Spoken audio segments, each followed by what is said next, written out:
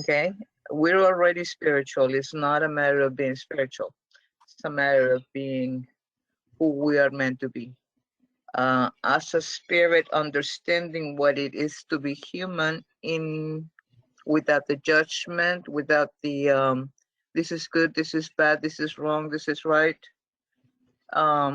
Because really there is nothing that gives it value but you. And that value to you, it depends on your level of attachment to an idea or a situation. Or anyway, I'm getting started before Virginia. So can you please start, Virginia? Yes, please. I'm happy to. Let me just mute myself here. My camera's not working. Is that you, Sam? Yeah, my camera's not working. I'm up there in all black. I don't know what's going on. I just tried to get back in 3 times and it's not working. So You may have to go to settings to allow your video share. If you're settings where? Oh, is there a camera icon on your screen? it says, oh, whoops, I just lost you again. Gosh. Okay, I have a settings and where it shows the preview. The thing is spinning around and not landing on me. Okay. And it says that means you don't have a good connection right now. But we can hear you, Sam, so that is good. Okay. Okay. We may not be able to see your lovely face, but we can hear you. And as long as you can hear us, then we have a connection. Okay. And if you could move closer to your router or your modem, you can might be able to get the image. I'm 12 inches away. Do you have an Ethernet? Do you have an Ethernet cable to connect with your modem? No. Okay.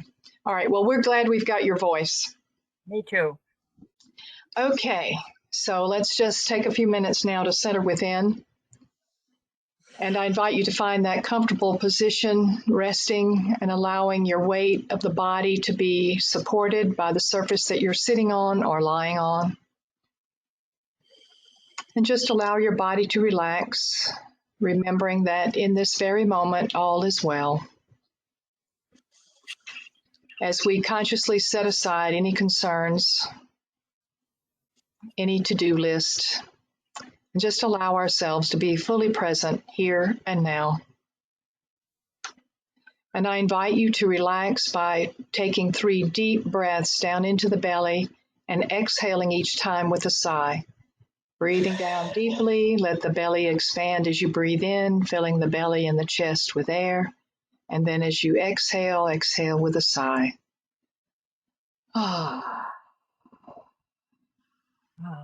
Repeat 2 more times.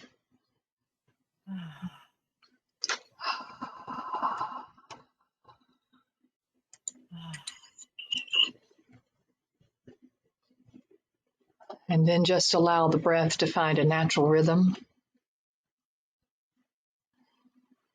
Just observing the movement of the breath. Being grateful for that breath of life that animates the physical body temple. And being grateful for all the ways that we are provided for and supported and guided as we move through this human experience. I invite you to bring your attention into your heart.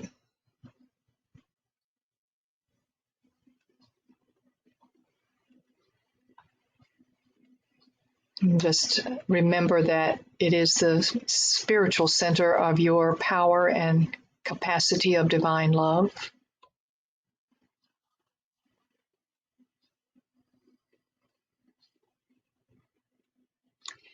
Allow your heart to open, remembering that the heart is the first brain. It is the heart that is first to receive outside stimuli. And the broadcasting center of your electromagnetic field.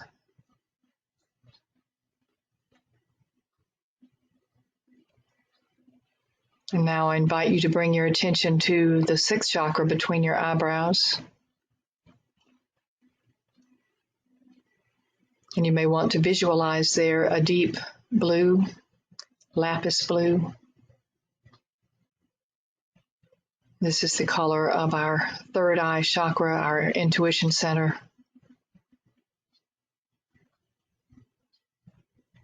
And just hold your focus there and allow yourself to feel the energy of spirit, present, active, and expressing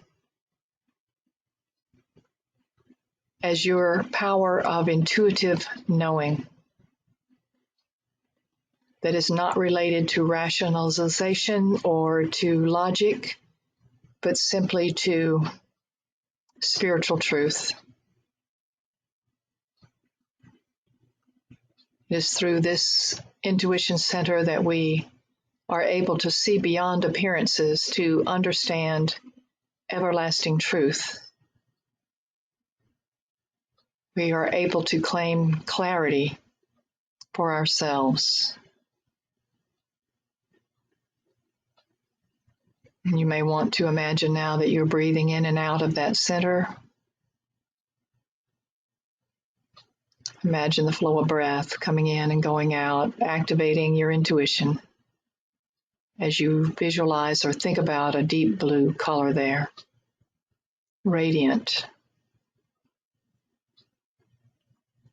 shining the light of truth within you.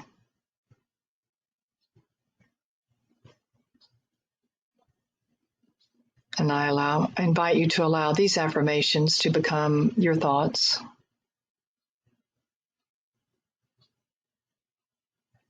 I am one with all that is. Divinity exists within me, and I exist within divinity. I am a divine spiritual being.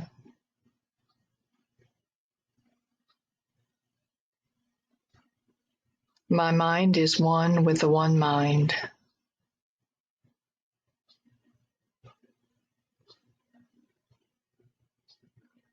I know all I need to know when I need to know it.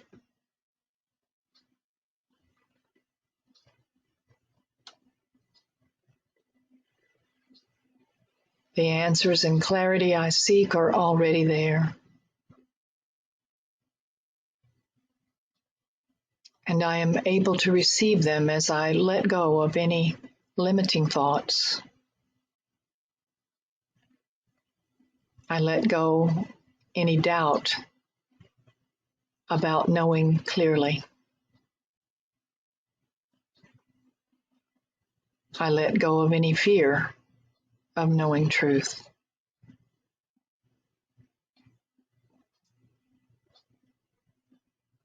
I let go of the confusion that comes from the personality,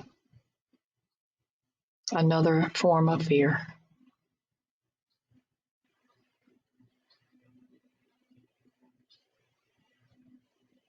I let go of programming that may cause me fear or doubt about my intuitive knowing.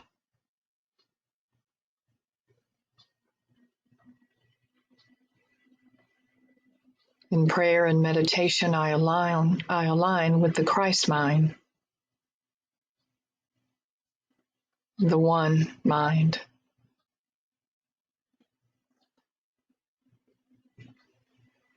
I am open and receptive to clear and unmistakable guidance.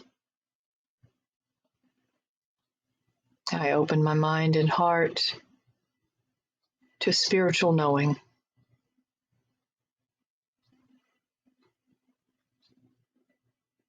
I receive guidance gratefully and gracefully.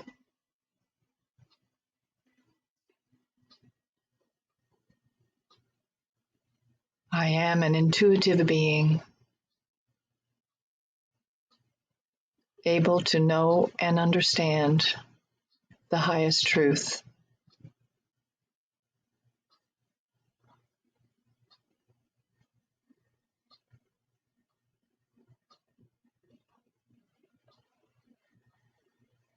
And now just notice how you're feeling as you hear these words.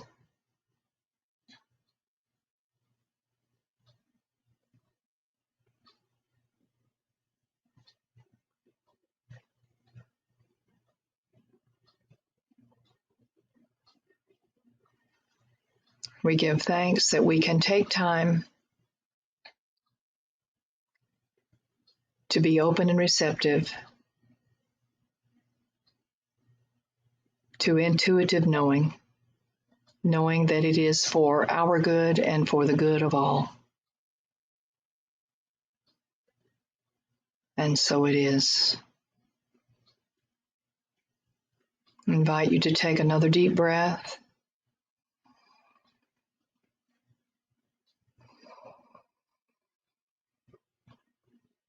And as we prepare to return to the group, I invite you to bring your attention to your eyes, feeling your eyes energized and clear. And when you are ready, open your eyes to reconnect with a mutual namaste.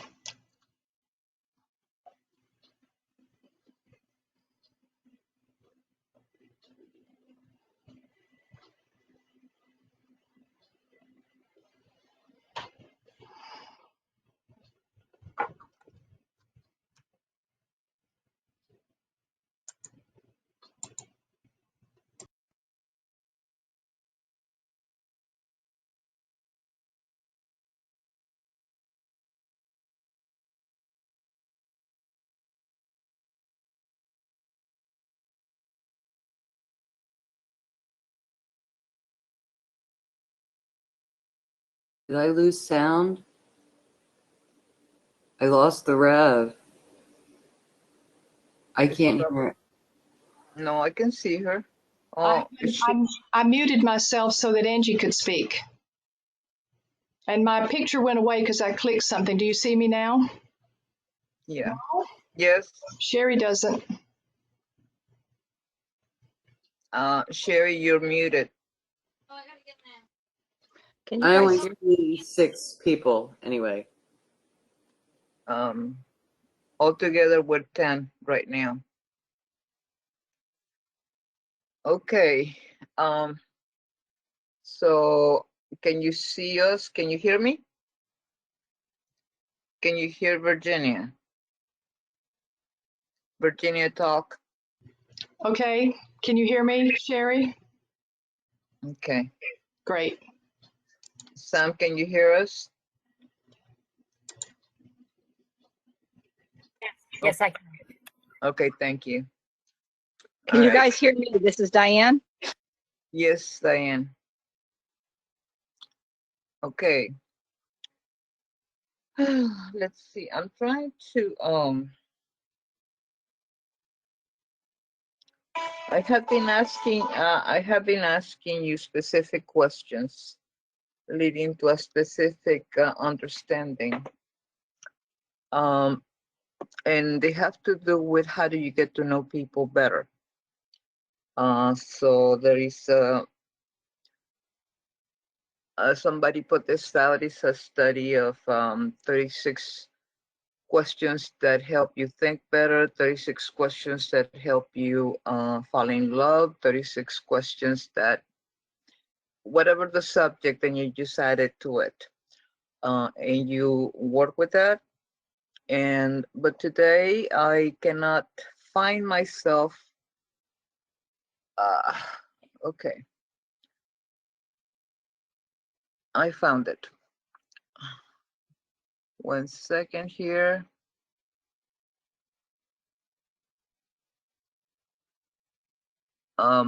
Diane wanted to know if we are recording today. Are we? Okay. Before I start with the questions, did we ever put out last week's video? The one for the 2nd, February the 2nd. I did not see it. And you're unmuted. I'll take care of that after the class. I really thought it went up. I'm sorry. My apologies. No problem. Okay, you're fine. I just wanted to know if you went over. What, Rasuila? I just wanted to know how I went online to try and access them. Not online. I went they're in my computer download, but I couldn't open any of them. Where else do I go to get them? Okay, let's talk about this. I will talk to you Later. about this after the class. Okay. So the question for today for everybody is what triggers you? What triggers you? Okay. I think I'm gonna start with Penny.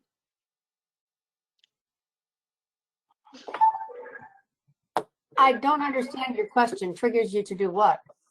I'm confused. What gets you out of your peace? What are some of the things that suddenly you just like you are very reactive? You're no longer an active, actualized person, but you become a program reacting all over the place. Need some time to think about this. Let me see. When I hear something that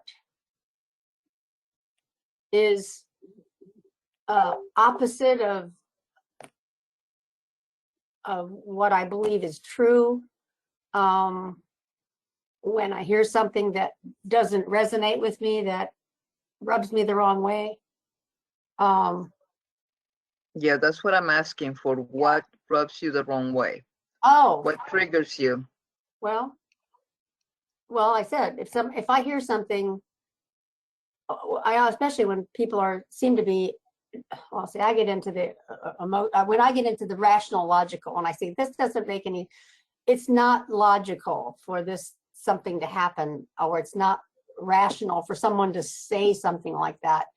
So that triggers me to get angry. If people would just put on, I feel like, then I start thinking like, what are they, brain dead? Which is terrible. But Right. yeah, when people don't use logical thinking or rational thinking, or if I hear something that is totally opposite of the way I believe, I guess you might say, or it's like where something resonates with you. This would be something feels like it's taking a knife and stabbing me in the neck instead of resonating. It's just opposite. Yeah. Very dissonant. Yeah, dissonant, right? Yes. Okay. Thank you. And usually they're ideas or concepts or or something like that, or Right. or something directed at me, but usually it's not directed at me. It's usually Okay. Thank you. okay. Sarah.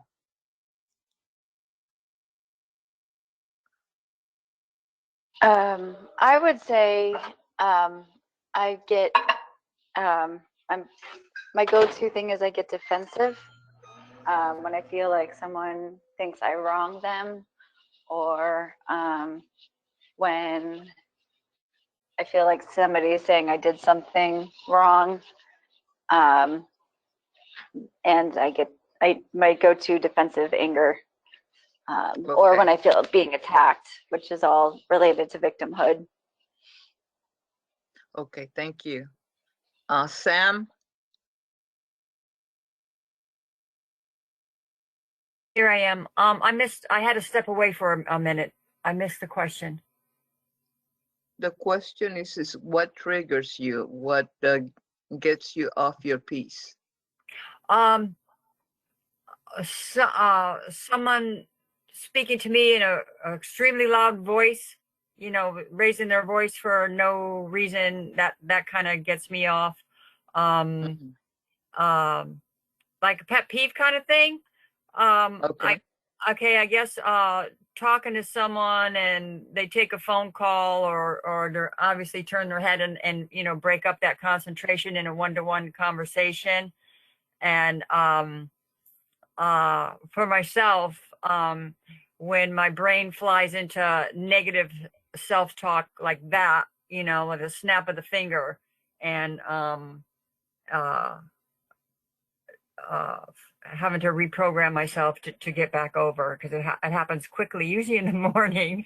And yeah, I have to go do a little ritual to flip my head back. So Okay.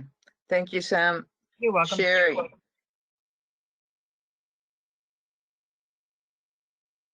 And the answer is You only want one.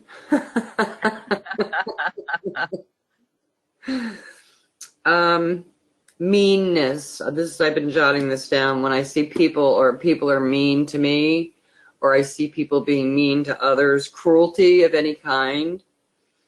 I guess what has really been apparent to me lately, what has triggered me in the past, and I'm observing it now, is people's manipulation and turning the situation around on me, as though it's almost a narcissistic thing. And when anyone tells me how I should be feeling or not feeling or believing or not believing, I get very defensive, like Sarah said. okay. Are we done? You want more? Not particularly. I was just curious if you had everything that you needed to say right now. Yeah. Okay, thank you, Chef. Lisa. Also, people, not just anybody, but having somebody be really mean to me, that definitely, in a vindictive way, that can really trigger me. I mean, that's the most recent thing I can think of that triggered me a couple weeks ago. But I also find abuse, whether it be towards animals, or especially animals, but animals or children, that really, or any being, that really bothers me. Okay, thank you. Elsa. This is a question of the 1,000 miles. Well, I've been an observer now because I got to be an observer. Manipulators is one of the things that used to trigger me. Now I'm an observer. So liars, because to me, a person, I'm a front person, and I've always been, and I had to say it quite straight up all my life, and that get me in trouble. So a liar used to trigger me a lot. An unkind person, so that also. An abusive language or a tone used to be also something that triggered me a lot. Sarcasm, I never understood it, why it had to exist, but it does. And people who promise things and don't deliver. So why promise it? So that's something that always ask myself, why that exists, Yeah. So acts of love for me is important. So speaking through that, many things manipulators uses. So my main word will be manipulators, because they use all those stuff to get to what they want. So as an observer, that's what I think. So I don't know what else to say. All right. Okay, thank you, Elsa. Diane. I've made some notes too, as far as like whenever I see anybody hurting each other, whether it be the kids hurting each other or somebody hurting a pet, or like the other one said, that's one. And then I don't like a liar. That really gets me out of my peace. And then the other is if my car or my health aren't working at top speed. If my if something should happen and I either break my car or if my car's not working, it makes me feel very upset. And the same if my health isn't 100%. Okay. Thank you, Diane. Mhm. Donna. Oh no, where did you go? Oh, good, I didn't lose you. So what happens to me is my thoughts make me believe that I'm being forced to do something that I don't want to do, and that triggers anger in me. So that all comes from me being in the wrong-mindedness, I want to call it. But basically, it's my thoughts, where my thoughts take me. Okay. Thank you. Miss Virginia. I too have been taking notes. I've also been observing myself a lot lately about when I react and what triggers it. So a lot of it is self-esteem issues where it seems that somebody thinks that I haven't done something right, or I haven't done enough, or whatever I've done isn't good enough. I also agree with everybody about seeing harm done to anybody or anything bothers me. Being manipulated, yeah, big trigger. And just generally when things don't go right, what I call right. Like I might bump into something and bruise my hip, or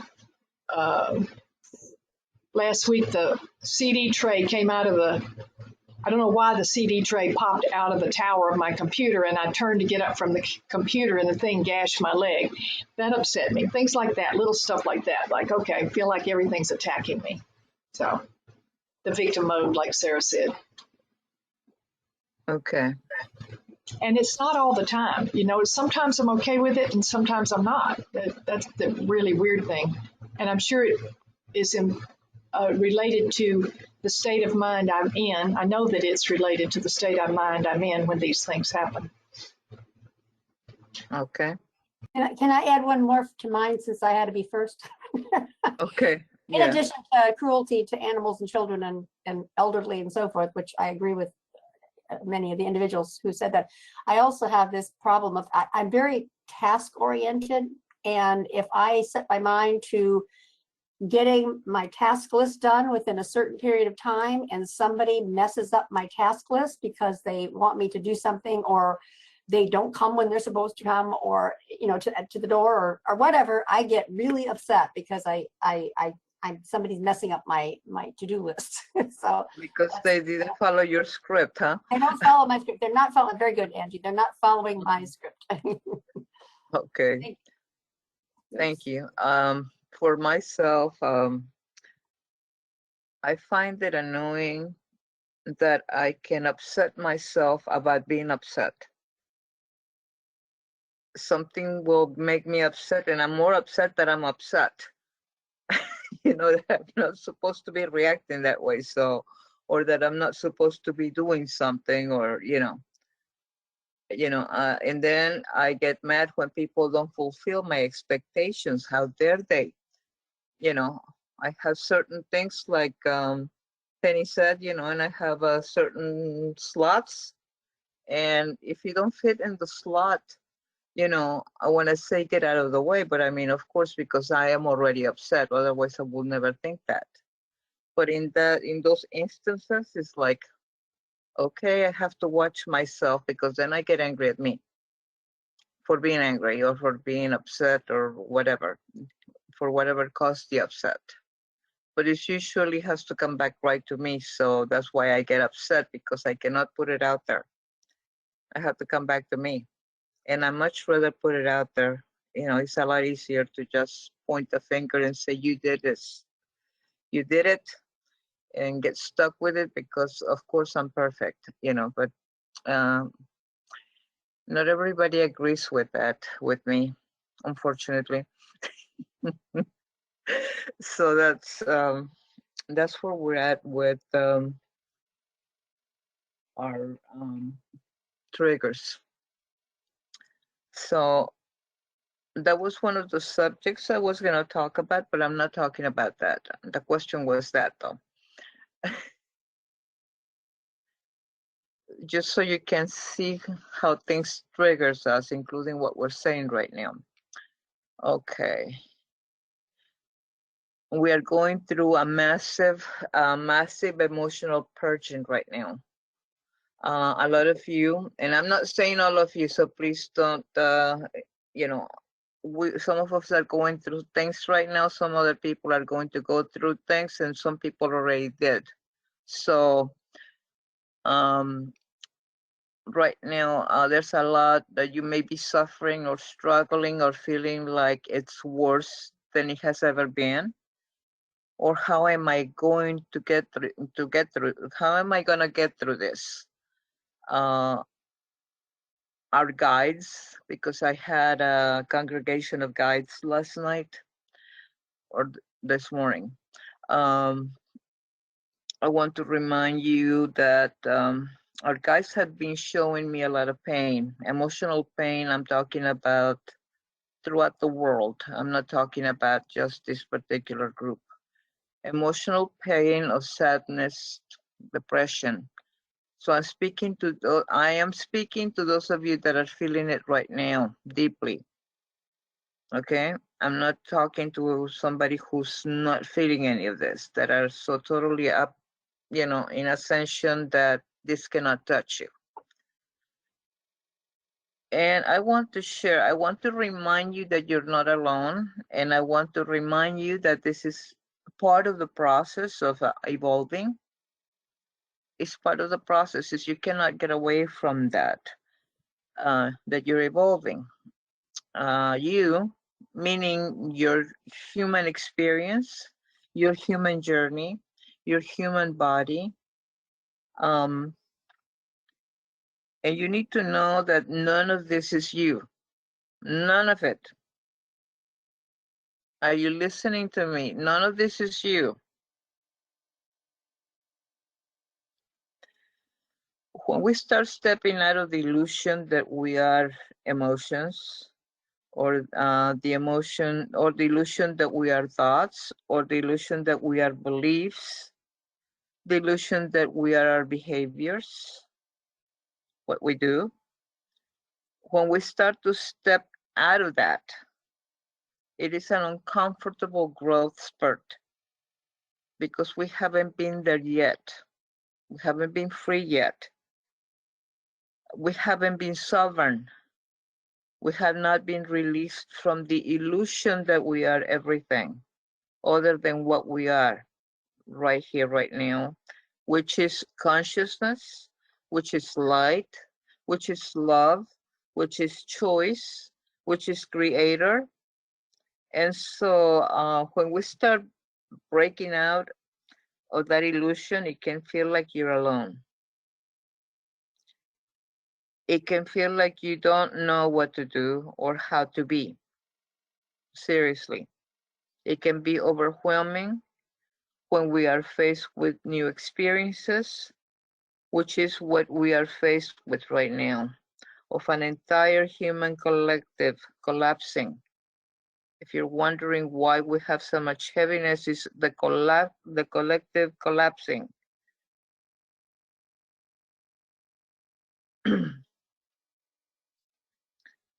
So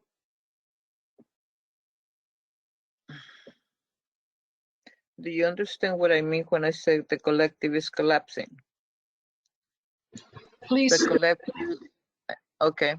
The collective is going all over the place. It is being so divisive. Like, no, you're right and I'm wrong. No, I'm wrong. I mean, I'm right and you're wrong. And, this is the way to do it. No, this is the other way to do it. It's the division in our consciousness. But this is in a collective. We ourselves are not quite that divided, specifically this group. And that's what I mean by that. It can feel, like I said, overwhelming. And when that's why I call it the entire human collective collapsing, meaning the consciousness that we are used to being in are collapsing. We are faced with the we are faced with the inevitability of becoming the creator that we have always been. It is almost like everything is going to be taken away from us to be able to recognize who we have always been, which many people will say, screw that. Well, why? This makes no sense. This isn't fair. I don't like this. I don't want to go through this. It was a lot easier before I was awake. Yeah, but we were experiencing ourselves in a state of awareness that was not who we are. So when we start waking up into who we are, this illusionary state of comfort is we have to let go of. It's almost like when you have to become an adult, right? So if you had the type of childhood where you were always taken care of and you had all your needs met, you didn't need to make choices. That's what I mean. Choices were not up to you. Actually, they were taken away from you. You didn't really need to worry about anything. Everything was taken care of for you. And I'm talking decisions, and I'm talking about who you were, so you were not allowed to express. And then all of a sudden you walk out into the real world as an adult. And let's say your parents are like, go out there now, and you like, holy cow, no one told me it was going to be like this. No one told me I will have to speak my truth, that I will have to stand up, that I will have to have boundaries, that I will have to say no, that I will have to feel all of this, that I will have to watch massive amounts of control being thrown on me because you were hidden and protected in this cocooning of a parent. When you are asleep, you are in a state of illusion where parents are taking control of you. Parents are taking care of you or control of you. Parents are telling you what to think and feel and be. And it's easy. You have no reason to come out of that cocoon. The creator being that you are, that you have always been inside, doesn't have to do much because you are totally disconnected from it. Because the external systems are telling you how to be and what to do. It's easy life. Seems great, and then you wake up. And then, oh my God, you step into higher states of consciousness, and then you start to realize, oh, I got to put my big girl panties on now. I got to be the multidimensional creator being that I came into this physical body to be. I got to incarnate now, whether I'm ready or not. Nobody asked me if I was ready or if I had completed the course for me to step out into this new way of being. Now I have to embody it now and take control and become empowered, courageously speak my truth and start standing up for what I believe in. Start stepping out of systems that everyone in my life is still in. I feel like the lone sheep crying, break down, get angry, get rageful emotions that you haven't necessarily felt when you were asleep and the external parents were taking care of you.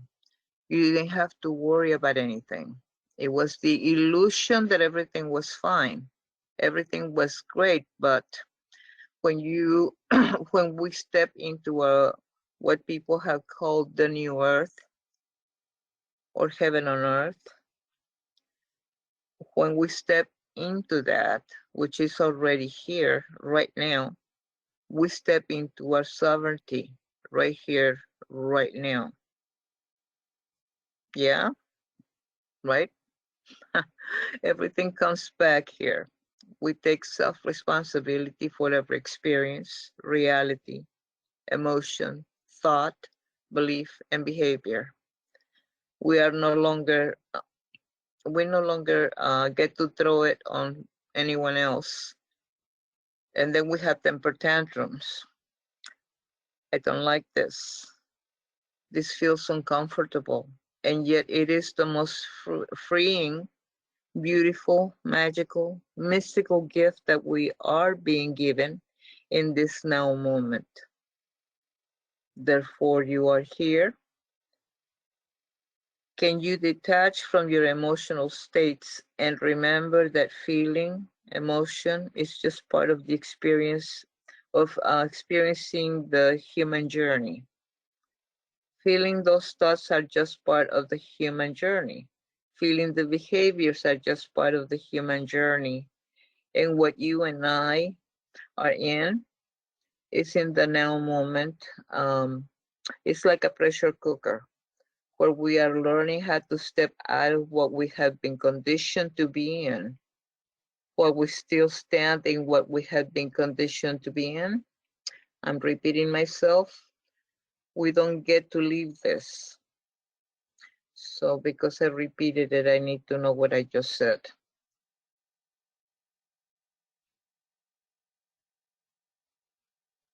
Okay. We don't get to leave this. We don't get to walk out of our door and see a completely different physical reality. We have to be it from the inside. We have to be the masters that we came here to be. You are a higher dimensional being or consciousness, soul, spirit, whatever you want. You are it right now. And you courageously raised your little light hand and said, I want to be down there on the earth plane in the most miraculous moment that earth is going to be going through. Yes, please, I want to be part of it. And now that we found ourselves here, and now that we are actually recognizing that this means, what this means in physicality, in the third dimension, many of us are like, I was just kidding. You got it? I didn't mean that, or not as, you know, maybe I thought it was a little bit less than what it is, but I was kidding. Got it? I want out. This is crazy. This is too much. And many of us are like, heck yeah, like our hands are still up. We're going down the roller coaster like, oh God, this is so awesome. Many of us are in between. We're not necessarily out there cheering, you know, the next generation of tough people, um, or the ones that don't want to be in it at all, but the medium, the in between.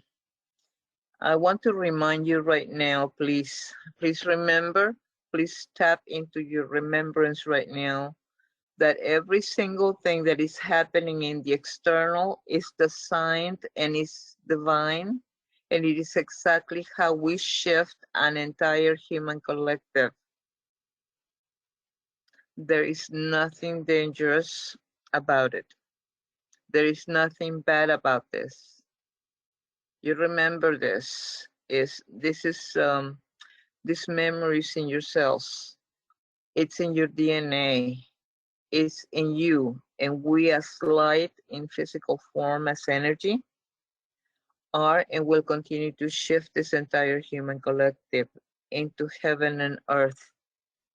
And the reason that they are God, my guides, your guides, are guiding us to remind us once again is because many of us are are in it right now. You're in it, you're feeling it. You don't know why you're so raw. Like, how much of this can you take? You're in the emotion. You are in the anxiety, you or the stress or the sadness or the depression that many of you aren't, but many of you are. And just a reminder that you don't have to be there because this is really not you. This is what you're experiencing as a human being. And again, you're not your feelings. So if to go back into remembering that you're not your feelings is how you get out of it. If you're having to make choices that you don't want to make, this is why you are here again. You are here. And again, this is why you are here. We are creating a new now. We are creating a new collective and we are being asked to break free, which means that you don't follow what we have followed for most of our lives. So if you don't think that's going to affect you, you know, and that's and how you're feeling, we are being asked to break free.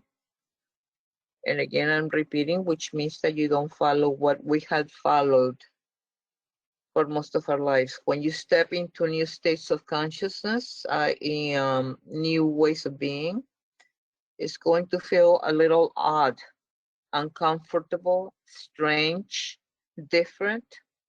We have never been in these states of consciousness that we are stepping into.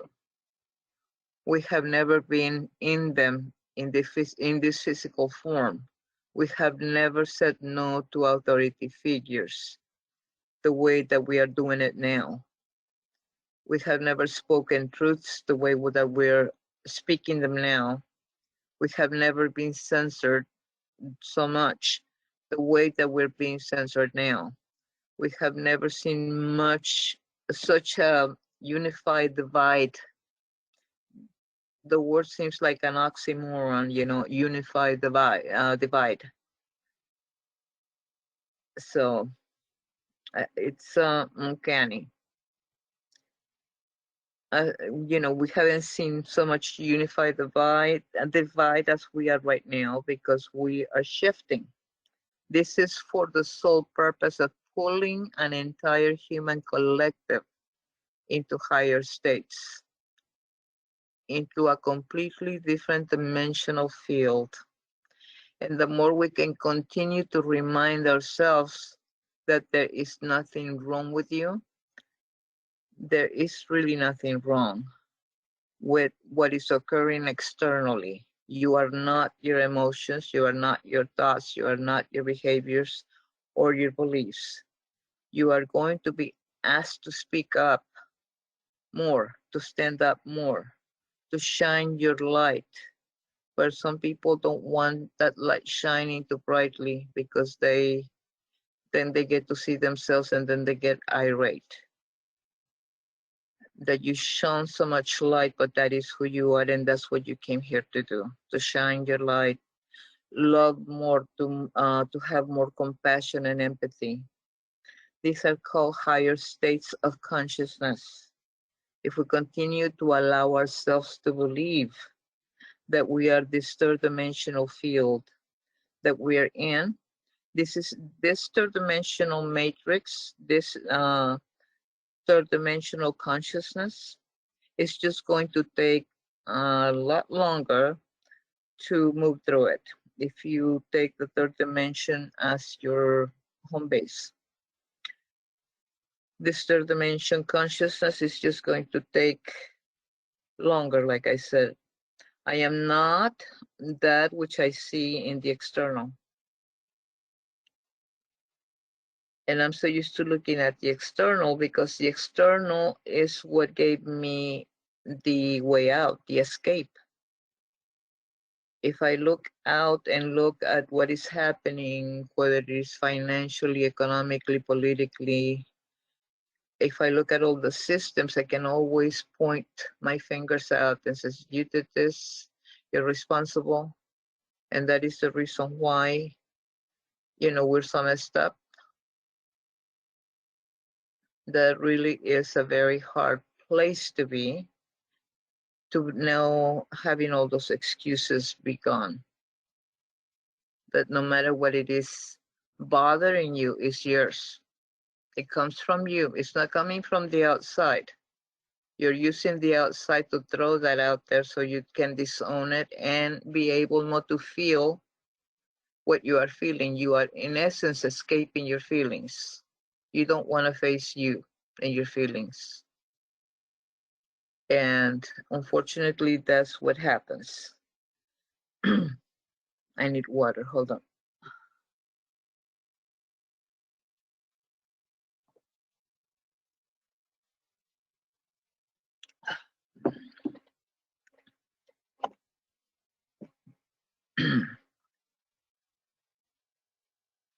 Okay.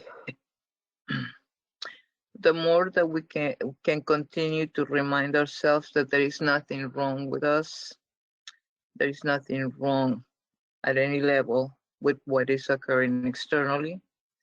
You are not your emotions, your thoughts, your behaviors, your beliefs. And I'm going to keep on repeating those because until you realize that what you're escaping is not any of that, is what you're escaping is your feelings.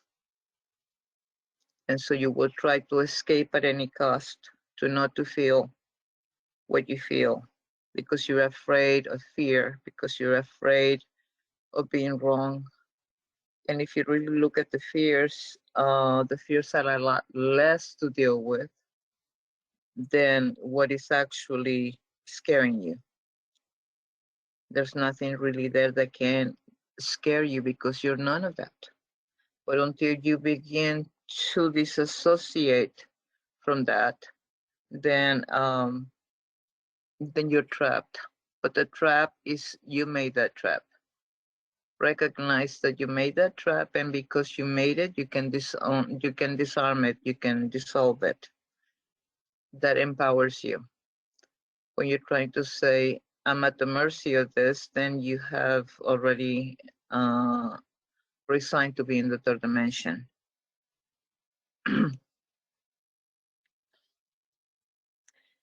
You're going to be asked to speak up more, like I said, and to stand up more, to shine your light, your love, your compassion, and your empathy. And some people are going to be really triggered by this, that you are going to be shining the light on. And these are people that do not want that light. These are people that say that I don't want that, I can't take that. I really cannot take that. I don't want it. And I, why are you forcing me? So these people get enraged. Yes, Sherry. So, one thing that I don't understand is if we're supposed to, we're not our feelings, but if we don't feel them and just say that's not my feeling, are we really getting rid of it? Okay, you came here to have a human experience. The human experience comes through feelings. The feeling of whatever your thought produced, or the event, or the behavior, or your emotion created a feeling. That feeling needs to be expressed. You need to own that feeling, not get rid of it. What you're getting rid of is the false information. Okay, so I've been guiding everybody to feel your feelings. Face it, embrace it, erase it. Face the feeling. And see that there's nothing behind that. There's no fear there, really, if you really look at it. Embrace it. Release it. okay. Okay, now I just lost everybody. Am I still there? Anyone? Yes, you are here. We see you, we hear you. I see you and hear you. Okay. Click on the, that happened to me, and click on the go-to meeting flower, yellow flower at the bottom. Is there a yellow flower at the bottom of your screen? Uh, That circle, yellow circle with a white flower in it? nope. I don't know what happened then. Sorry. Okay, I went and clicked on the camera. Can you see me? No. No. No. Okay, can you see me now? Yes. No. Okay, I got it. I went and clicked on the camera and everybody came back up. Okay. Don't Good. ask me why I went there. So, Sherry, you were asking me a question. Was that enough for you, or was there something else you wanted to say? Yeah, so when somebody hurts my feelings, Yeah, okay, right, yeah. yeah. But so then what about when somebody says to me, oh, your behavior hurt my feelings. I don't like that. Well, isn't it on them? Yeah, Then if that's they're what it means by don't take it personally. You know, on the 4 but what agreements. about if you know that that person is taking it personally but acting like they're not? Does it matter? Yeah. Why? You want to justify somebody. Why? Because when I don't fit in somebody's script and they don't like it and act out, that hurts my feelings. So Why? No, stop. Why? why does it hurt my feelings? Yeah. When someone's mean to me? Yes.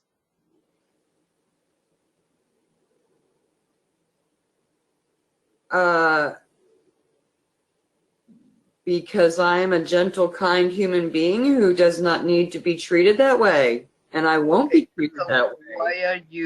why is your judgments that they are being mean? You judge that. You gave it a value system Okay, so and what it comes you're from telling me you. is that nobody is mean in this world, and it's just my perception of how they treat me. They are actually projecting onto you, and it has nothing to do with you. They're playing a game. They're just throwing things at you so they don't have to own it. That makes sense. So when you have to own something, you know, if they don't want to own it, and you are up there with your light, and your light is saying, you know, but the truth is this, you're not saying it in those words, but by your actions.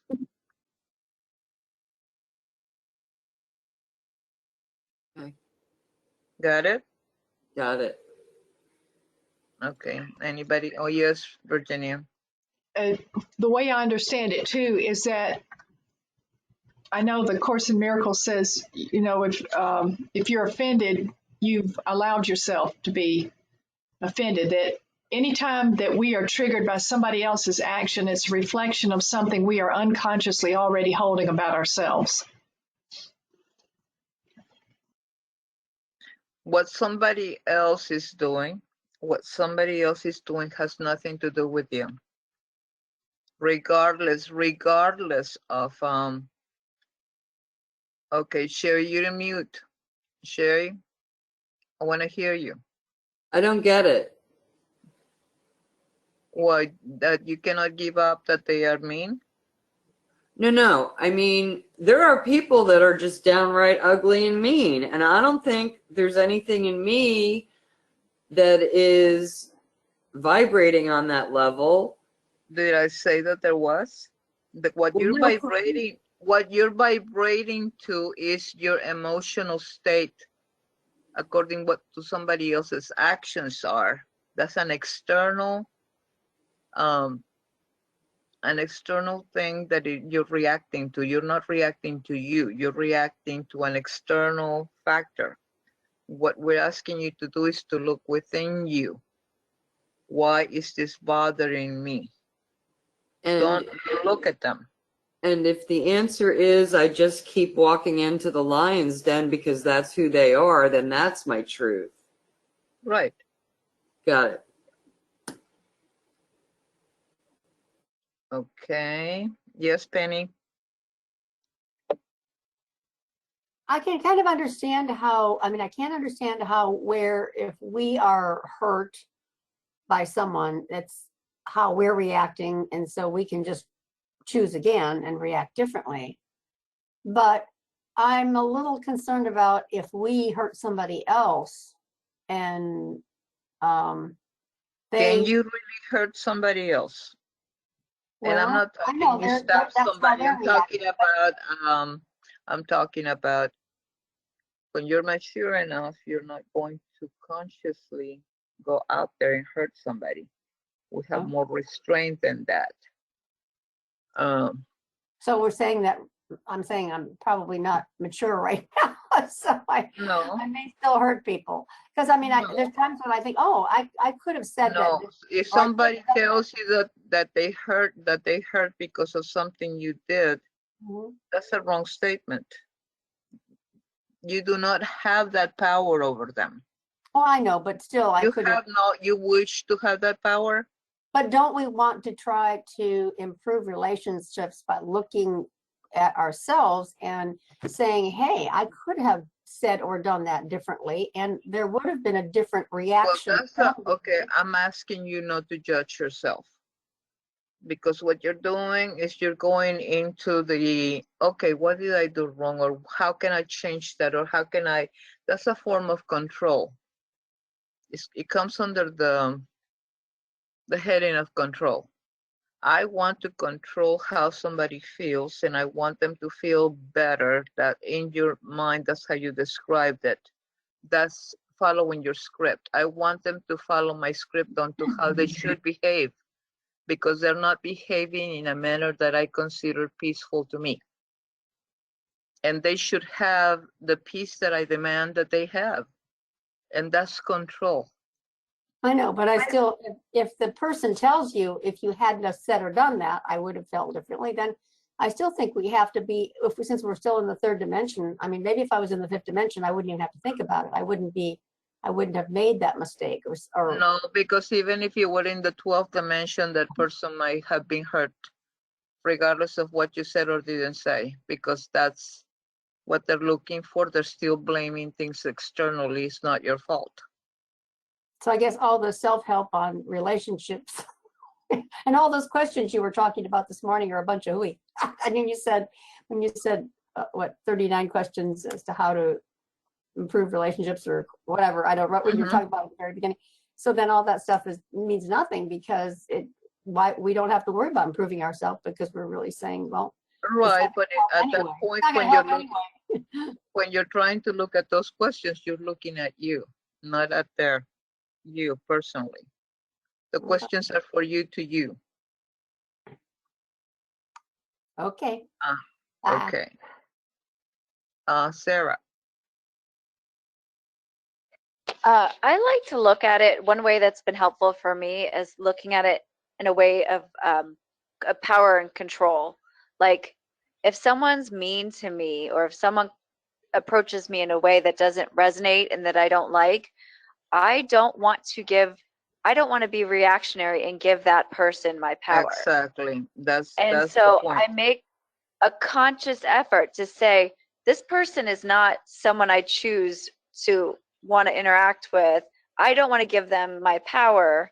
So it's not about me, first of all. And I've learned that more and more so recently. It is not about me. It is 100% about them. And so I'm not going to take that in. I'm not going to give them my power. And that helps a lot, because it's not for them. Because you feel there's a part of your ego that tries to tell yourself that if you don't react, you're letting them get away with treating you such and such way. But that's just your ego. But it's really for you that you're doing that and not giving them your power. So that's been helpful for me. Right. And a lot of people try to control you by saying, well, you made me feel this, which is a wrong statement, because you cannot do that. You cannot do that unless they became under your power and you are the little puppets and you're controlling them. And you push the button that says hurt. Now you're hurting. Oh, you hurt me. You don't have that power over somebody else. Give me a second, Cher. Donna?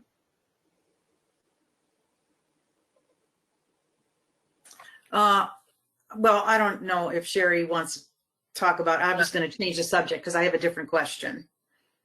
So No, I can go back to Sherry. Just Okay. remember your question, Sherry. Yes, Donna. Okay. So I'm having a hard time with this collective. The collective is well, the collective consciousness, yes, but the collective is collapsing. Now the question that I'm having with this is, we as a collective here are supposed to be raising to a higher energy. We're trying to help this shift. Right. But what bothers me about this is hearing it saying that it's collapsing.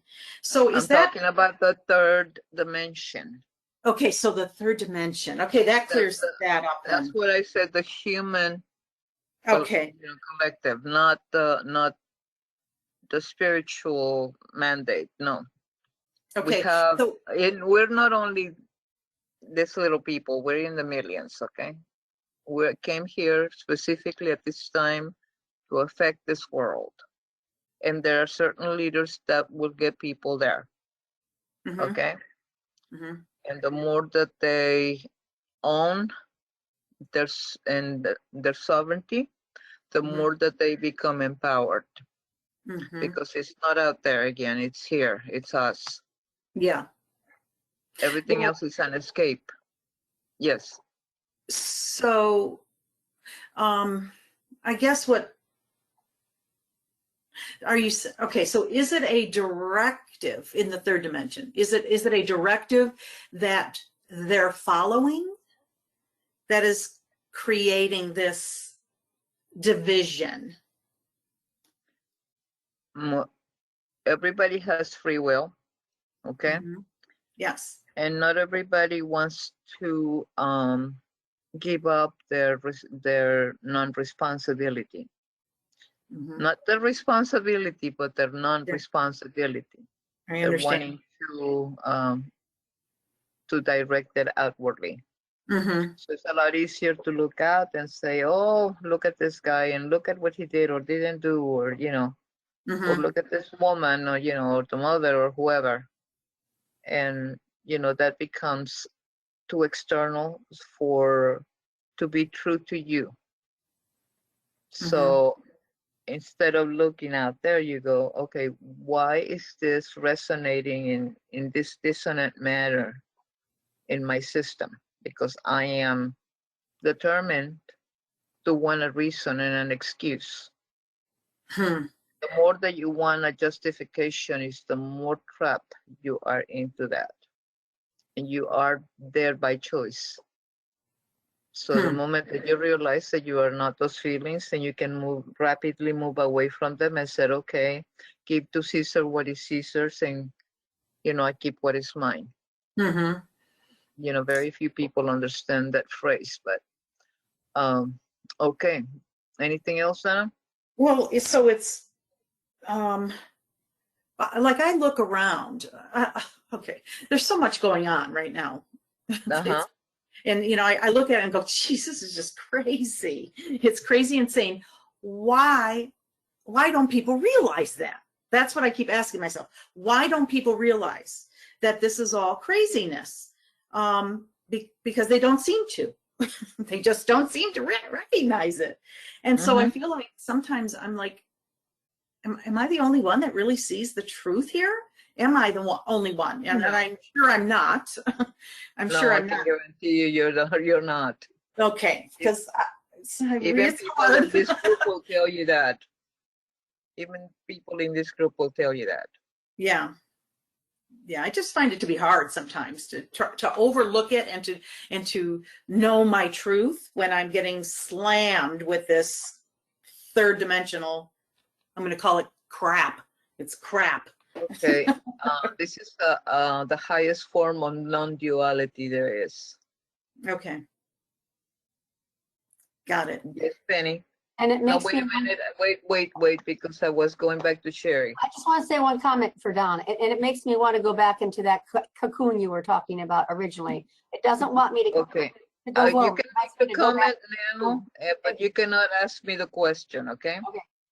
Because either I talk to Sherry first or you give me a comment. My comment was, it makes me want to go back in the cocoon that you talked about originally because of what Donna was saying. Because it's more comfortable. Yes. Sherry.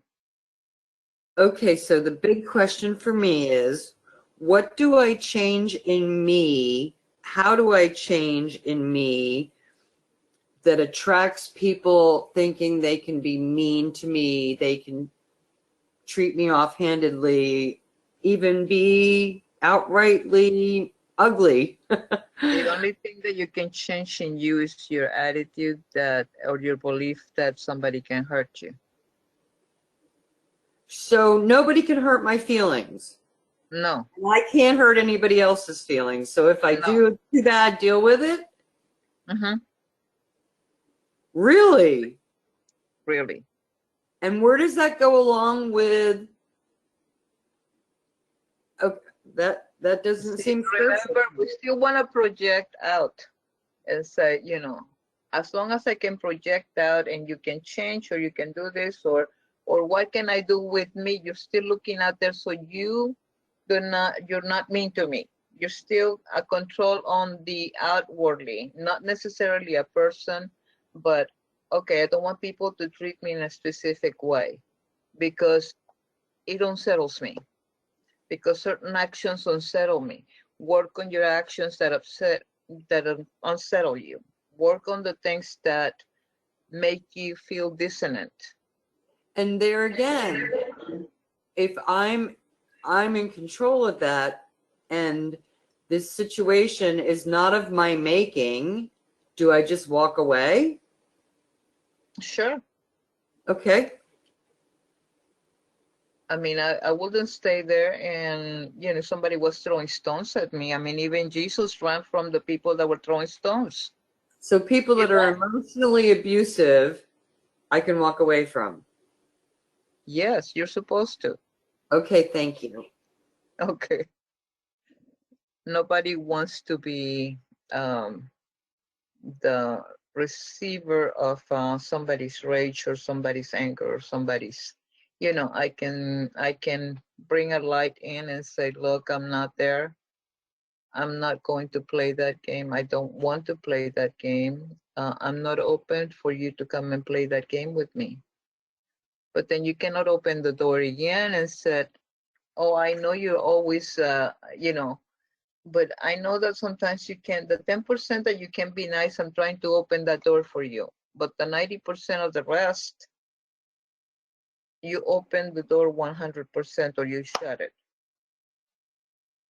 And let them decide, let them to see if your relationship is strong enough for them to want to um, do something about it with you. Yes, Sarah.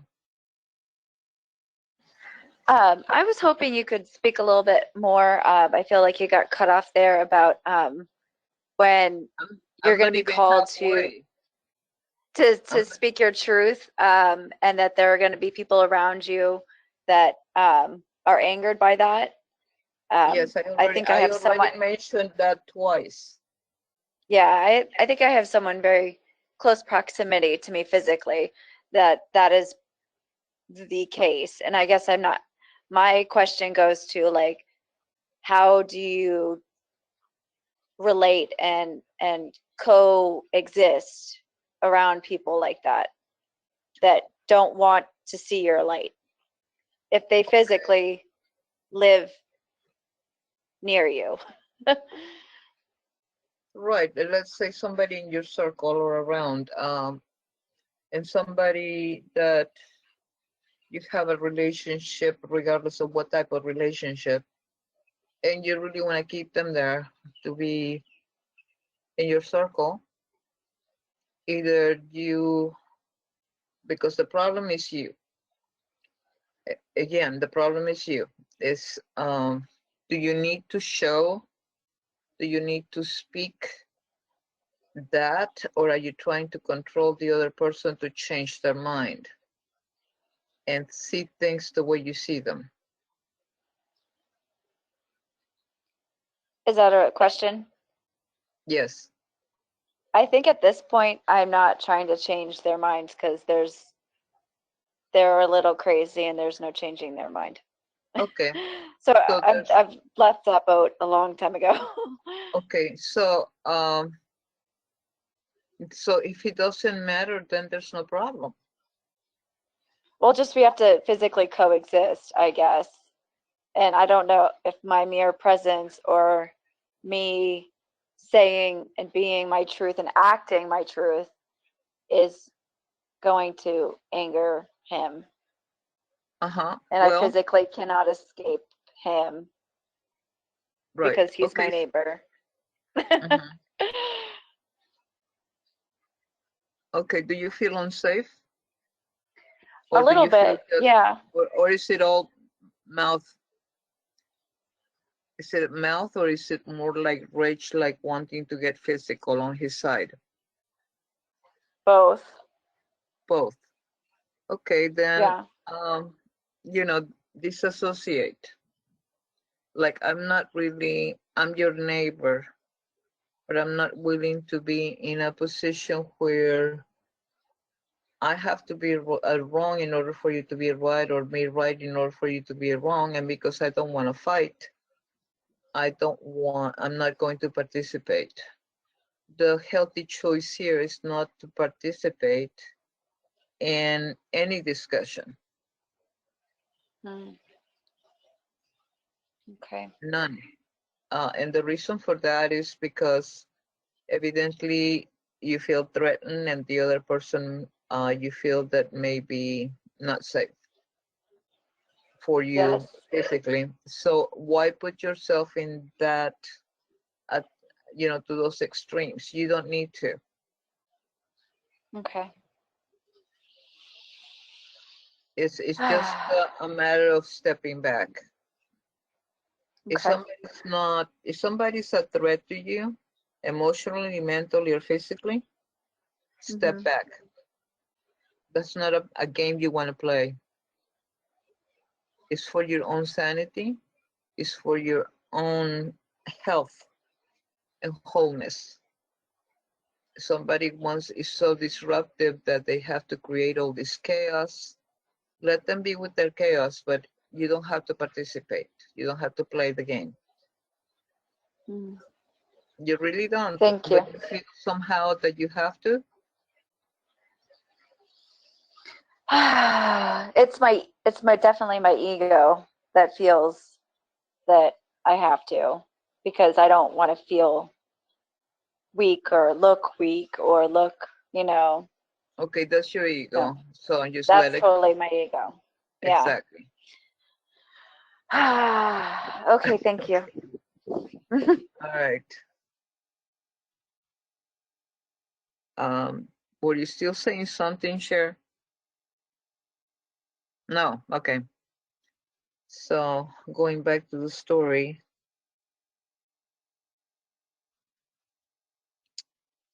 this is what it looks like to evolve, to physically evolve in the now moment. This is in a theory. This is this is in a book you're reading. This isn't an idea. It's okay that hundreds of millions are not where you are at. Stay focused on where you are focused, where you are, and stay focused on your now moment.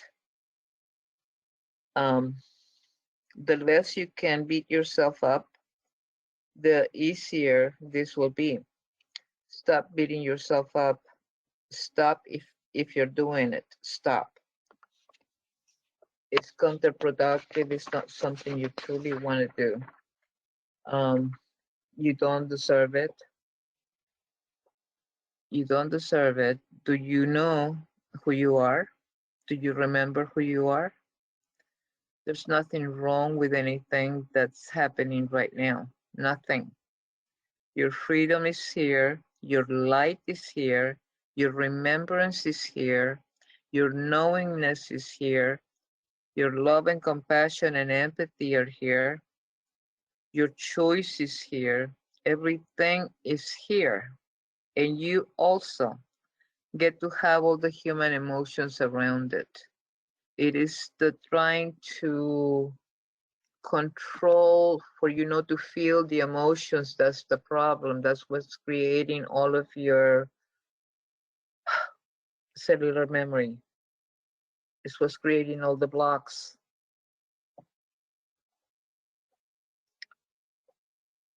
Okay, just try not to attach to them. And what I mean, the feelings, you are supposed to feel the feeling, allow the feeling to fall, to go through you, allow it, but do not get attached to the feeling. The less you can attach to anything, the easier this human journey will be. Do not attach to your intentions. Do not attach to your manifestations. Do not attach to your desires. Do not attach to your outcomes. Do not attach to what you love. Do not attach to what you want. Do not attach to your emotions. Do not attach to your beliefs. Do not attach to your truths. And you will find yourself in a much more graceful space as you navigate this intense and chaotic shift in consciousness. So ask yourself, am I attached? Am I attached? Am I attached? At any of these points where you have a resonance, a dissonance with someone, you are attached. There's no question about it. So like I said, you can have all the intentions, manifestations, you can have it all and stay detached. It's called, the reason you can be detached from your intentions, manifestations, what you want, what you desire, what it is that seems to make you you. It's not that it is a denial. On the contrary, it's not a denial. This is called the quantum field. It's called the creator being. That you are the creator being knows that they don't have to attach to everything because it's already here, right now, right here, right now. You're just in a time-space continuum, which means you must wait for time. Wait for it to to visually appear. If you understand the quantum field, you understand emotion, which is that that all that is just energy, and everything that you're thinking is just energy. The third dimension puts a name on it. The third dimension tells you if it's good or bad or right or wrong, if you are evolved or not. Evolved because you're feeling it, but from the quantum perspective, from the creator being that you are, you understand that. You understand that every emotion is just energy being felt through the through the body. Period. End of discussion. Case closed. That's it. Oh, here comes what we call, what we like to call fear. Oh, here comes what we like to call sadness. From a higher perspective in the quantum field, it is literally just an emotion. I mean, just energy. And it's not even you. So just energy that we call an emotion. When we have labeled it, we attach to it, we judge it, we remember. But remember one thing, you are not your emotions, and you're not your feelings, and you're not your fears. Live from this quantum lens. You are not bypassing anything. You are not deprived of anything. You are doing the opposite. You are devouring the human experience. You are devouring the consciousness that comes in, which means you're like, oh my God, I am feeling dot dot dot. Feel it next, instead of, oh my God, this means I am dot dot dot. That's the attachment. This means I am doing this wrong or right. I am a great human. I am an enlightened human because I am feeling all these states. or I am sucky. I am a sucky human. I suck because I am blah, blah, blah. Stop. You are beyond all of it. You are just standing in a third dimensional field. That's it. Anyway, I'm reminding you of what you're doing, of who you are, that it is okay. Everything you're feeling. There is no wrong way. There's no bad way. There's no good way and there's no right way. And therefore, you are here. Therefore, you dropped in. There are no mistakes. It is a divine design. And so it is. And I'm opening I'm opening up for questions. So we have tried to defend, we have tried to convince ourselves that we need to do and we need to be and we need to blah, blah, blah, blah. The thing is, there's nothing wrong with you. The thing is, there's nothing that you need to correct outwardly. There's nothing for you to correct inwardly because you're already that. It is almost like the whole correction is already on tape and we're on a rewind, trying to rewind it so we can play it correctly. But it is already here.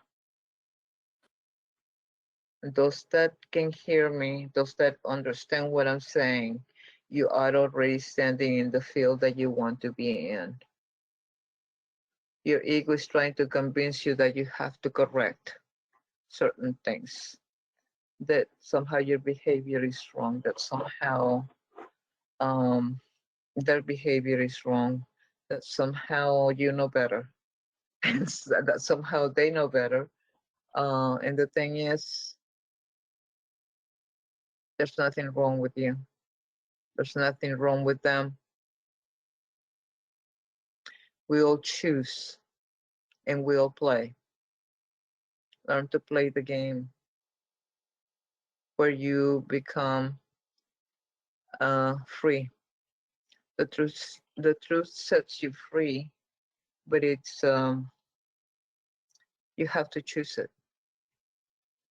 And if you know, you can no longer fall victim to somebody else's doings or misdoings, or because if you're still playing that game, it's telling me that knowing all you know, you're still choosing to remain a victim. Okay. At that point, you become a volunteer, correct? Give me 1 second, please, share.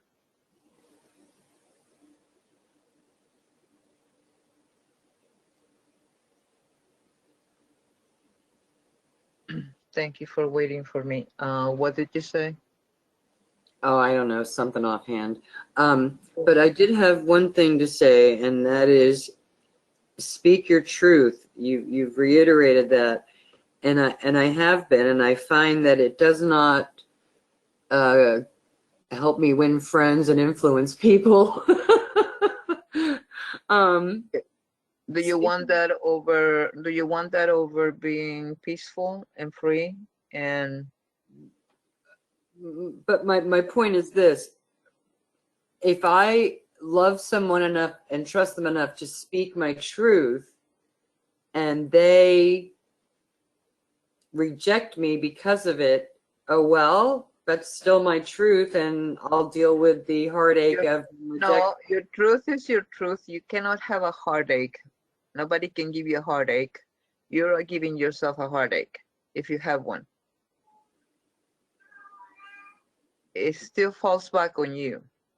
That's how come I said at this point there's no excuses. Everything comes back to you. And I'm not just talking to you, Cher. I'm talking to all of us. It just feels narcissistic. What feels narcissistic?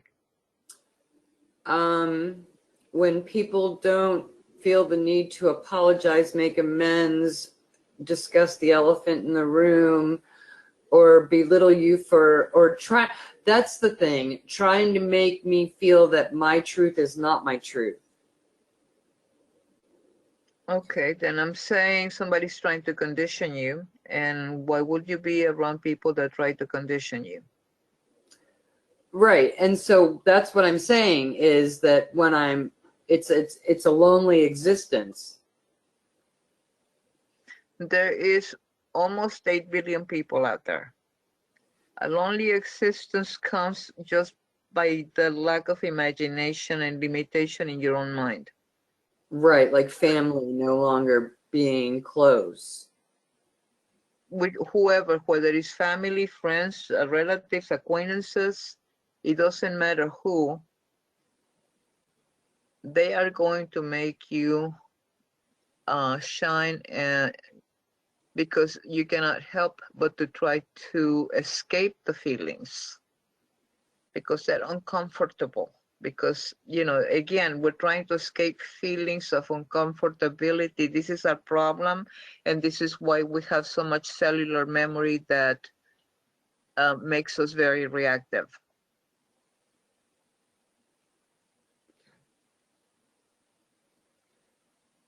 I still didn't get an answer of Okay.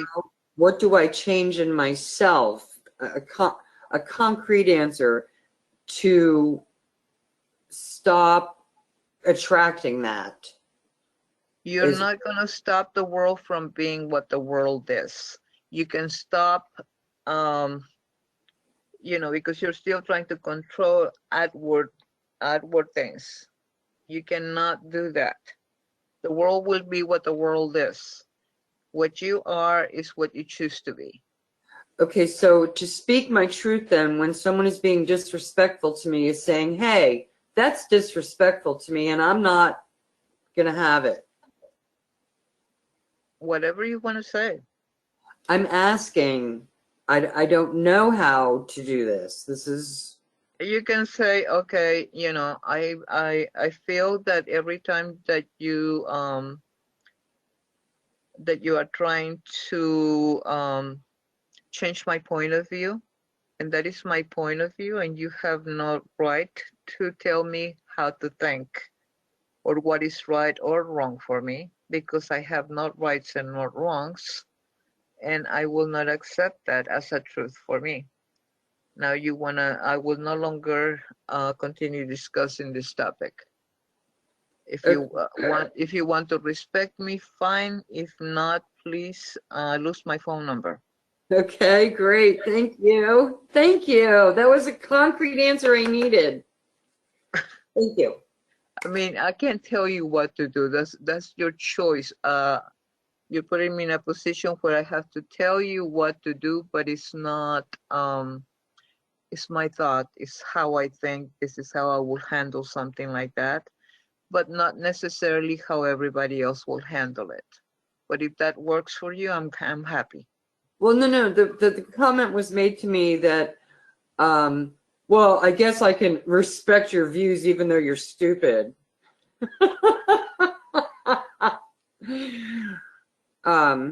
What is it that that guy that played the chocolates, the box of chocolates?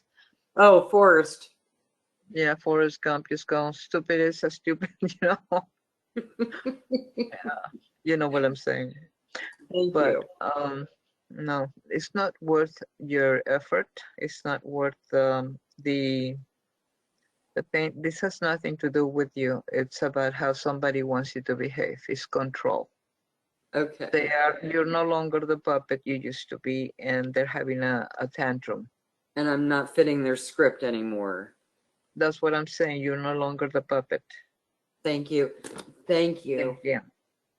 Blessings. So, yes, Sarah.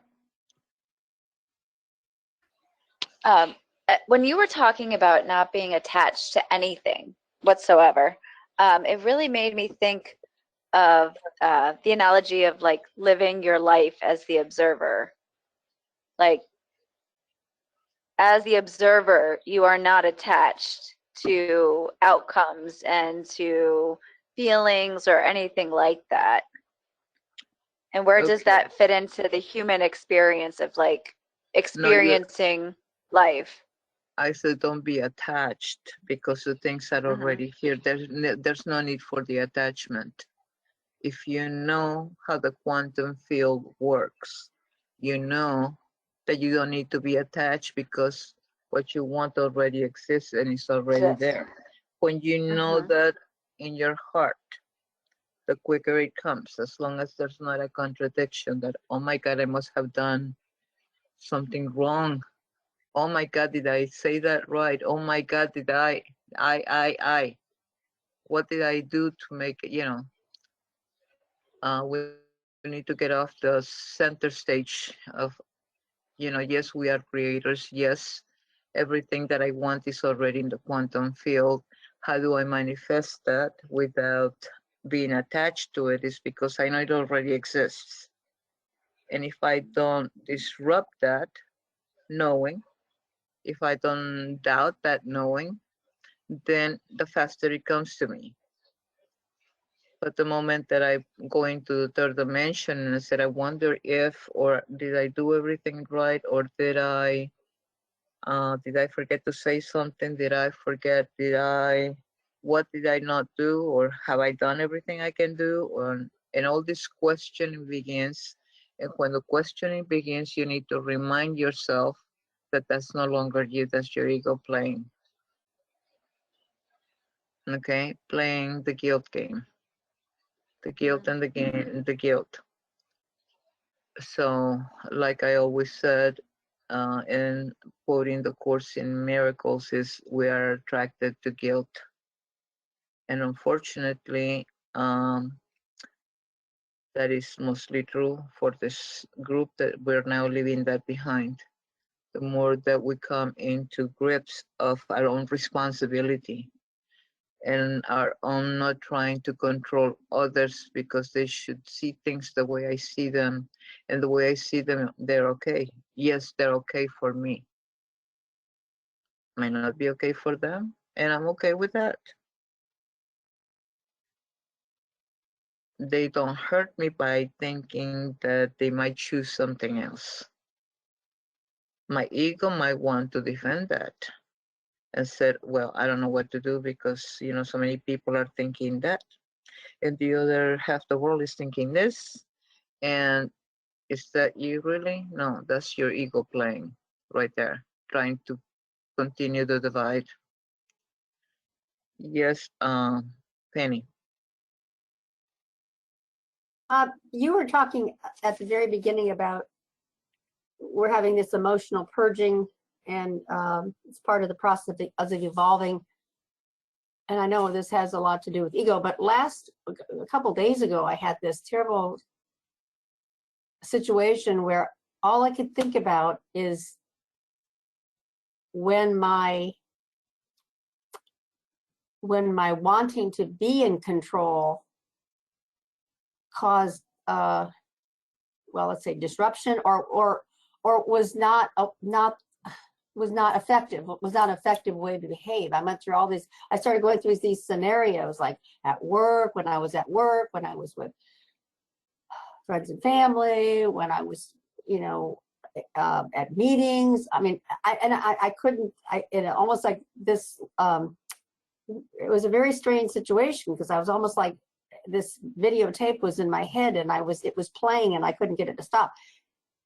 And I go, wow, was I a terrible person in all these situations? And whoa, how come I couldn't have done things differently? And kind of like what I was saying today. That's your ego. Is that part of the purging, though? Is that part of the emotional, about the process? No, that is your ego in action. Well, why would that? Making all the questions to make you think that you need to work so hard to do something or to figure out something instead of letting it be what it is. But why wouldn't that be? Is that because my ego is fighting the fact that I'm trying to wake up, that it wants me to stay asleep? And the ego wants to validate you in whatever form it can. And so it will give you different scenarios, and it will give you different plays. And if you do this, and if you don't do this, and if you do that, and all it is telling you that you still need to do something else, that you're not good enough the way you are, that and is invalidating who you are. So the moment you start asking questions like that, stop. That's your cue that you need to let it go and state your truth. This is not me. I know the right way for me. I know what is good for me. And I know that I'm good enough, more than good enough. I am it, okay? I am the it of all the it's that are.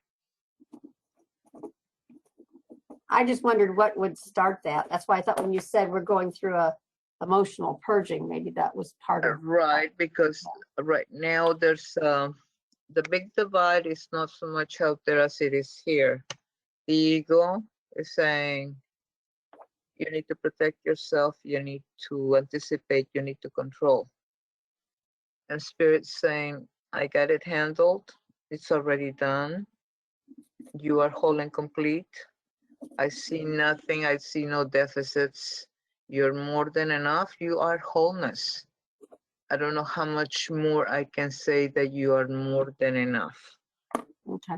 So the divide is that, and we get to play it out in the field, in the human third dimensional matrix, and we get to see, oh, this one is right, or that one is wrong, or this is this, or that is that, and you know, I am gonna follow that, and all those people are wrong. Or let's take, for example, injections.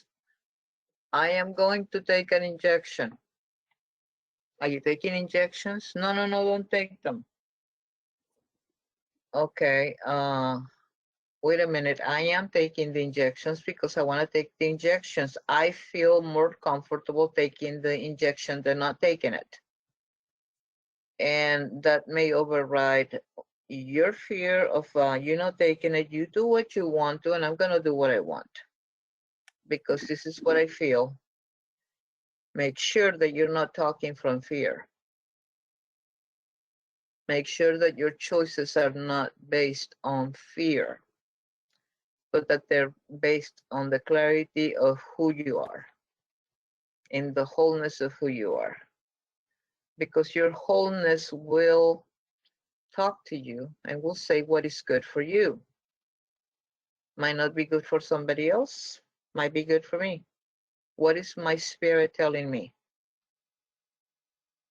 You know, it's not like Sarah can come to me and says, should I take that injection? And whatever my answer is, it might not be the right answer for her. Okay, it might not be the same for Sherry or Penny or any of you. It doesn't work like that. So, taking the last two questions, whoever's brave enough to ask them.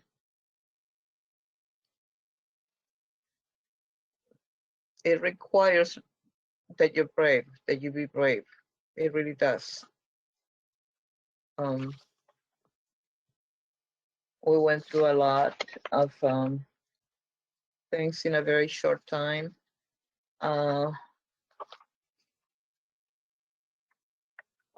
And I wasn't sure why I chose this topic, even though I talked about triggers, which will be next week's, probably next week's topic. And I went and talked about this, and the topic of this is called, It Is Not Your Fault. Because it isn't.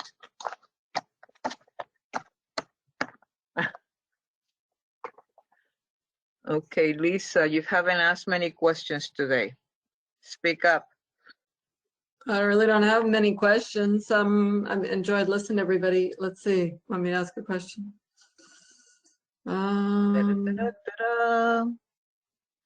Well, okay. I guess this kind of piggybacks to what Sherry was saying. You know, that there are some relationships that maybe are not of the highest and best, whether they're familial or whatever. That okay. just seem to be difficult, that cause some of these triggers, or I allow to cause some of these triggers, and releasing those relationships and letting them go. It's sometimes a challenge. So I don't know if you have any, just Why don't is call it, them, just don't talk to them. let me ask you something. Why is it a challenge? Why? Either because I feel an obligation, or I feel, because I care about them, or a lot of their family, their whatever, different reasons. Because you care for them, you cannot let them go. Is that what you're saying? I guess I am, yeah. Okay, Even though and their behaviors can be toxic, and they're not in the third, they're definitely in the third dimension. so I mean, Or it's lower. okay. It's okay for somebody to be in the third dimension as long as you're willing to put up with their bull. Well, yeah, and that's what I'm coming to If you're realize. okay with that, go right ahead. You are more than entitled and willing to feel those feelings, but you need to feel the feelings, including feelings of rejection, feelings of attack, feelings of whatever, because the feelings themselves are not the problem. It's the denial of the feelings, including Yes. those feelings that, oh my God, am I being abandoned? Am I being, what do you call it? Am I being tortured? Am I being abused? Am I being what? And how much can you take out of that? How does that serve you? Yeah, exactly. It's really not of my highest and best, and so what? Now I'm asking you, how is it serving you if you're still dragging it on? I guess it comes back down to, okay, you've either known the person your whole life because they're family, whatever, or you've known them a really long time, so you have this feel like there's these ties that have to be always there. I have severed a lot of family relationships that were really toxic, but there's still some, not necessarily just family, but some longtime friends that and it's partly just loneliness, just not, I mean, I know I'm never alone, but on the other hand, if you live alone, or I have 2 cats, sometimes it's isolation. So I don't know. I would like to expand my horizon of. So what would you like people. to happen? What would you like to happen? Yeah, I just said it. No. What would you like to happen? Expand my horizon of friends that are on a higher dimension, or more awakened and aware. And what would your ego love to happen? My ego would like that because, yeah, it's really about my ego. It's just about,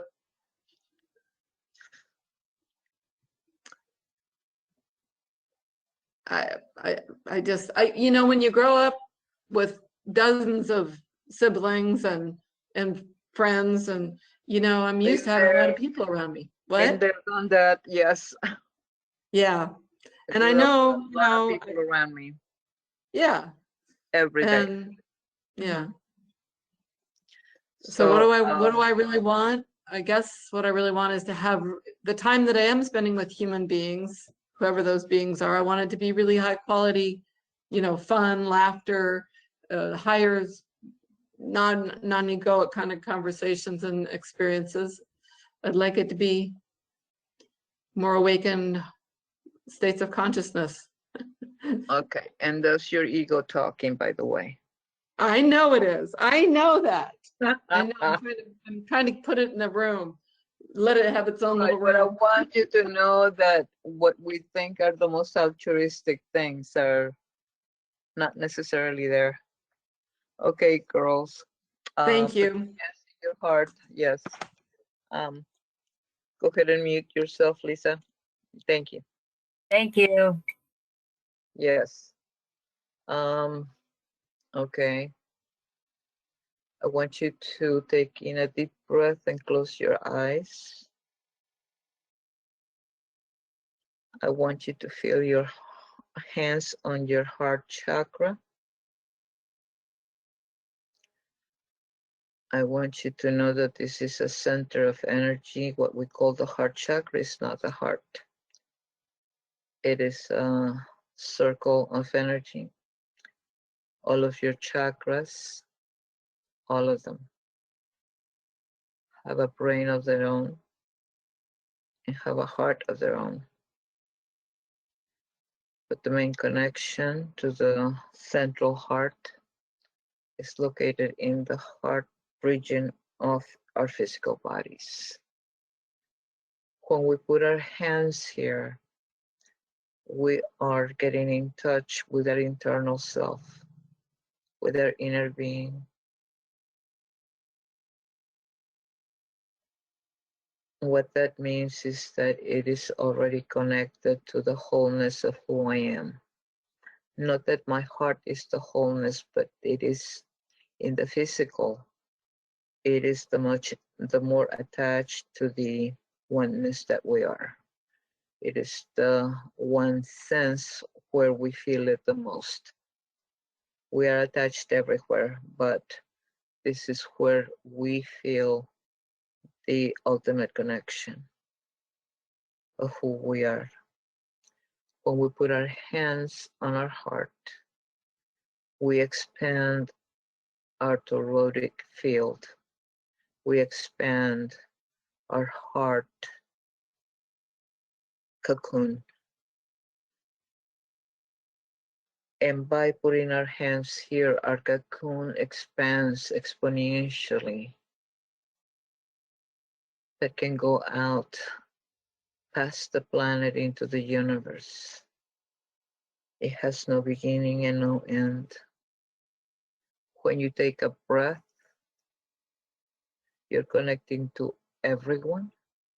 You're connecting to everything. The breath, they call it the breath of life, but it is actually the breath of oneness. How many billions of people have breathed the same air?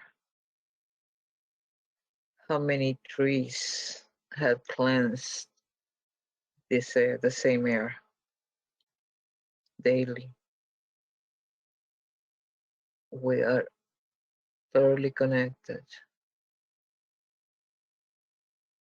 not only to human beings, but to the entire planet, to the animal kingdom, to the plant life, to the forest and the trees and the waters and the airs and the stratosphere and the center of the earth and the hollow parts inside the earth and all of the creatures that live inside the earth and on the earth, and to all the entities that live in the moon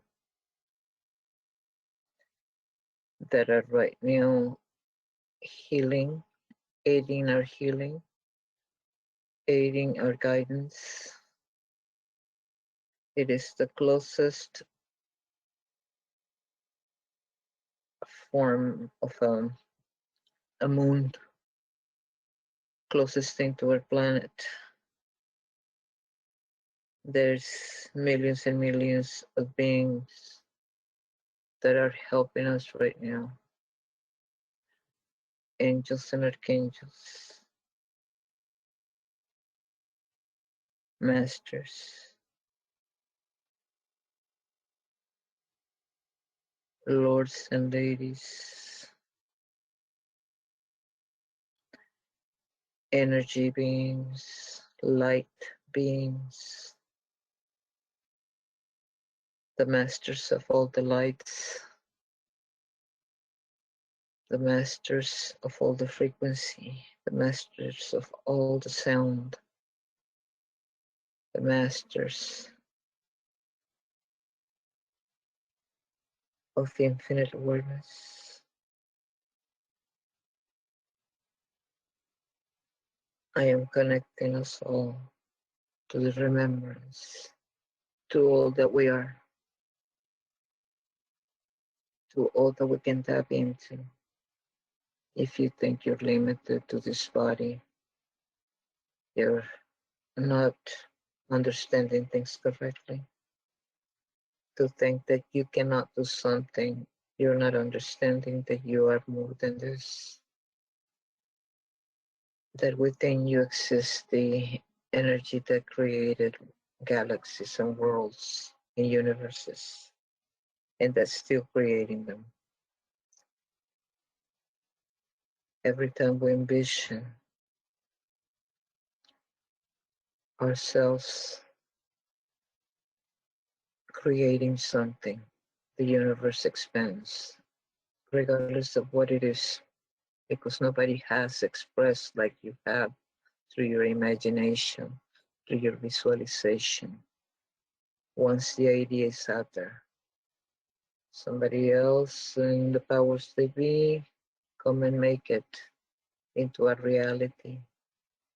Yes, we're in a time continuum, but even in these cases, through the quantum field, we can facilitate the entrance of our manifestations and intentions right here, right now. I want you to know that you're pure. I want you to know there's nothing wrong with you. There never has been and there will never be the purity of the spirit that we are. We are the wholeness of creation. We are the integrity of intention. We are the light of beingness. We are the truth of existence. We are. I am. I am. We are. It's called a me, we. Me, we.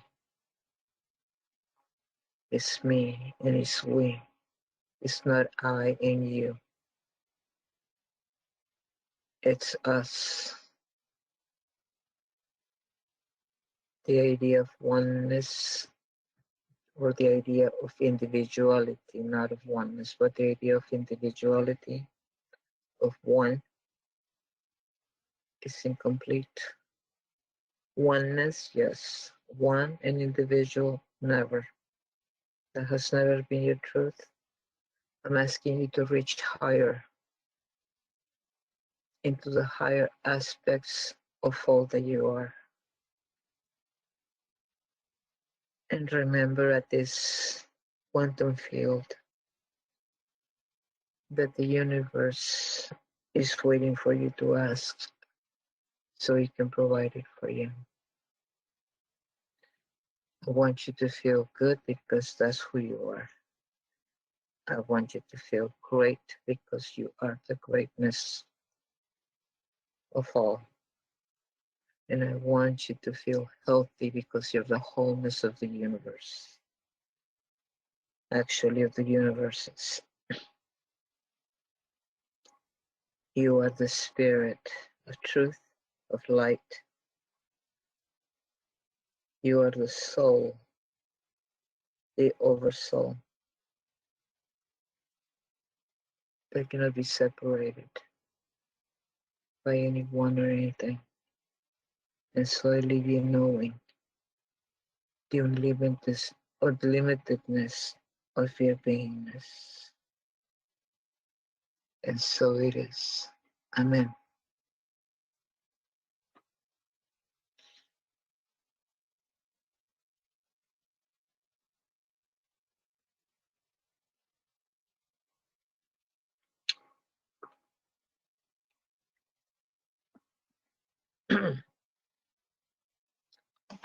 So,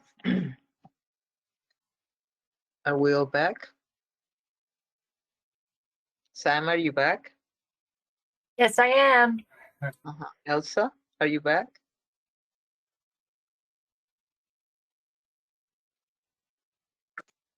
Yes. Okay, thank you. Just wanted to make sure before I start talking again. Well, Okay. So now we're all back. Anybody has any last questions? Any last things you want to talk about? This is in our own time now.